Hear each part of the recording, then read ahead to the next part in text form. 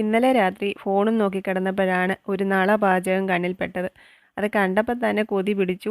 എങ്ങനെയെങ്കിലും ഒന്ന് നേരം വെളുത്താൽ മതിയെന്നായിരുന്നു പിന്നെ. എന്തായാലും രാവിലെ അടുക്കളയിലെത്താൻ വല്ലാത്ത ഉത്സാഹമായിരുന്നു. ഒരു ഈസി പരിപ്പ് കറിയുടെ റെസിപ്പി ആയിരുന്നു കേട്ടോ.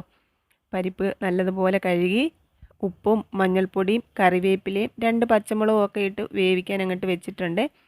രാവിലത്തേക്ക് ചപ്പാത്തി ഉണ്ടാക്കാനുള്ള ഗുസ്തി തുടങ്ങിയിട്ടുണ്ട്. പരിപ്പ് വെന്ത് റെഡിയാകുമ്പോഴത്തേക്ക് ചപ്പാത്തി അങ്ങ് ഉണ്ടാക്കിയേക്കാം. 5-6 ചപ്പാത്തി ഉണ്ടാക്കി കഴിഞ്ഞപ്പോഴത്തേക്കും കുക്കർ വിളിച്ചു പോകുന്നുണ്ട്, ദേ ഞാൻ റെഡിയായേ എന്ന് പറഞ്ഞിട്ട്. പിന്നെ ഇനിയിപ്പോൾ വേണ്ടിയത് കുറച്ച് ചുവന്നുള്ളിയും വെളുത്തുള്ളിയും വറ്റൽമുളകും കറിവേപ്പിലയും ലേശം ഇഞ്ചിയും കൂടെ ചതച്ചെടുക്കണേ. എന്നിട്ട് നമ്മൾ കടുക് താളിക്കുന്നതിനകത്തോട്ട് ഇതാണ് ചേർക്കേണ്ടത്.